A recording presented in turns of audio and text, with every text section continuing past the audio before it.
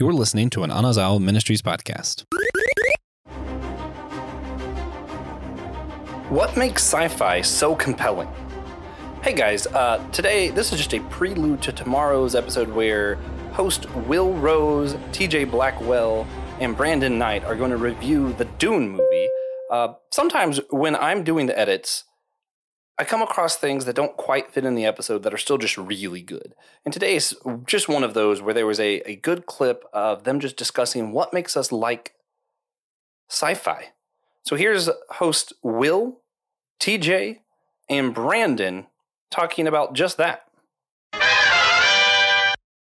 Well, let's lean more a little bit into sci-fi. You know, it's a huge genre. It's one of my favorite genres. I'm a big comic book geek, but man, my first love in geekdom was watching the original Star Wars and then the 80s boom of sci-fi and everybody trying to copy Star Wars or try to get their big sci-fi franchise out there. And George Lucas built what he wanted to build off of what people before him, like John Carter and Buck Rogers and Flash Gordon and Dune. And so, you know, I just love sci-fi. And the reason I love it is because it sets us up in this kind of like this sandbox or a thought experiment or a playground to wrestle with the questions that we normally wouldn't wrestle with in our kind of normal everyday lives and world. It allows us to go somewhere else and think through some of the big challenges that humans face in a different environment in the future, in a place that we can think about what does it mean to be human, or what is my place in this universe? Where are we headed? Are we headed to like a place where science is going to fix everything and we're going to be in a utopia, that progressivism is just going to lead us to the next big thing and evolve to perfection? Or are humans so broken, or there's things that happen or break down with science and robots and AI or time travel that leads us to a dystopia where everything is stripped away. And so we're wondering, are we headed in that direction? So yeah, I mean, sci-fi leads us to think through ethical questions, cosmology. How do we greet the other? If there are aliens out there, how would we react? If we saw a UFO or met an alien? It really takes us out of ourselves and holds up a mirror about how we view ourselves and then our place in this universe. You guys, what do you think about science fiction and kind of the role it has in pop culture or even in your own lives?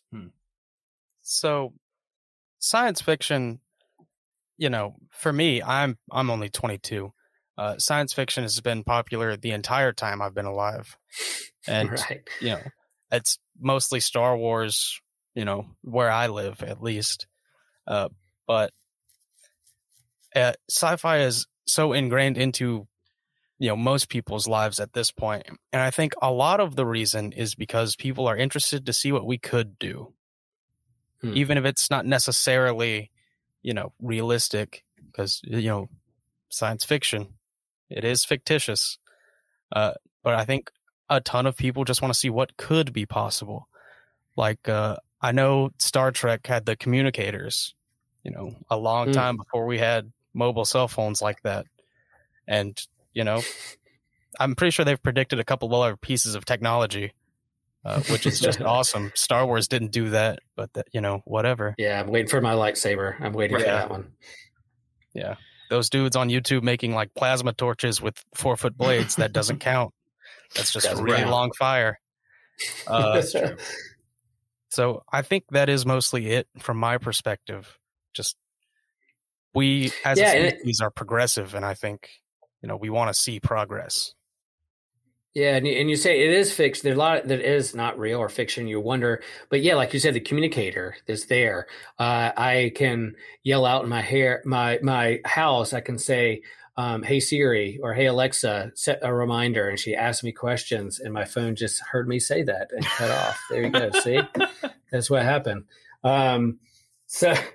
So we have these things, and who knows, 1,000 years, 2,000, 10,000 years from now, what would that look like? Will there be teleporters? Will there be time travel? How do we use that technology for the good or for ill? And I think that's what Dune and science fiction does.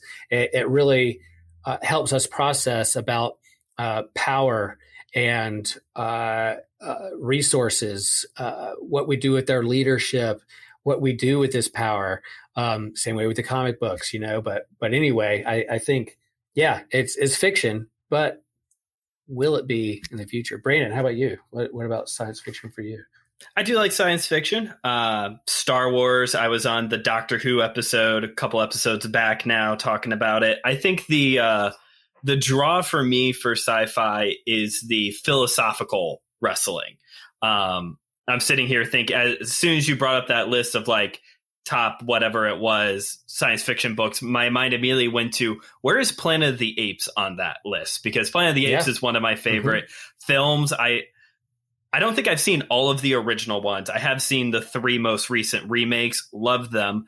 But just the constant wrestling of like, where are we, like you guys said, like, where are we headed? But not so much from a technology perspective, but like, are we going to progress moralistically, or are we going to progress in the wrong direction? Are we going to like de-evolve in our morals even more going forward? The other appeal to me for science fiction, and Dune really hit the spot for me with this, is I like looking at, okay, what is different? Okay, Star Trek had the communicators way before we all had cell phones.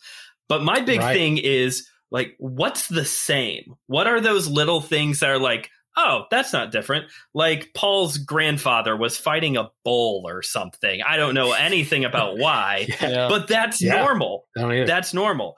Or, I didn't know all this stuff about the AI war, which was very interesting. But to me, sitting there seeing these people fight with swords, I was like, oh, they have these great technology, giant spaceships and harvesting spice and whatnot, but they're using swords.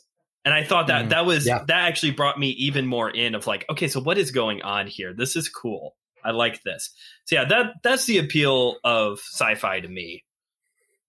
Yeah, there's a sense of curiosity, right? Like I'm curious. I want to know more. I wanted to open up my imagination so I can think through. And I think that's what science fiction does. It's thought experiments about asking some hard questions, or even let my mind wander into this, like, the mystery of the universe that we're a part of. I was talking a little bit earlier about, like, really in scripture, the apocalyptic literature really is the sci-fi of their day, because apocalyptic or apocalypse in Greek really means just to reveal. It doesn't necessarily mean like a final war or end times, but it's this unveiling or revelation of what true things under the surface is really going at work. Like, what is the real power behind all this? Is it the earthly power kingdoms or the pharaohs and Caesars of the day, or is it God? And so this unveiling of what really is at work in the world. And so they're projecting in the future, where can I be? Where am I going? It holds up a mirror. It could be a cautionary tale, but also one that brings hope that, in the midst of all this, I'm going to hold on, because there is a winner. And, think of Jesus. He told parables, and he's like, let me tell you a story to take you out of your context into another context, so you can look at life and faith and your world of relationships from a different angle, from a different context. I can help me face my fears in a new way. I can help discern what my true desires are in this world. And I think that's when it's good sci-fi, that's what it does. That's what it does. I'm going to share this book a little bit later on as kind of my recommendations, but there's a book called Become an Alien, talking about the Alien franchise by Sarah Welch Larson. And when she talks about sci-fi, she says this, she goes, sci-fi doesn't preach. It provokes questions better than it answers them. And so I think that, there's sci-fi that preaches, but sci-fi at its best, it doesn't preach. It provokes really good questions. And I find as I get older that I'm less worried about the answers as I am more curious about the questions. Really, really, really good questions. That's a really good quote. I like that. Yeah. I'll share more about that book in a little teaser for a little bit later on towards the end. All right. So unless you guys have anything else about sci-fi, we can dive into the movie. All right, guys. I hope you enjoyed that discussion, got something out of it, and maybe it challenged you to think more about why you are attracted to sci-fi, or maybe why you're not. If it did, just let us know. Go to systematicecology.org, drop a comment. We'd love to hear from you. And please check back tomorrow for the full episode of Will, TJ, and Brandon's review of Dune. And remember, we are all a chosen people, a geekdom of priests.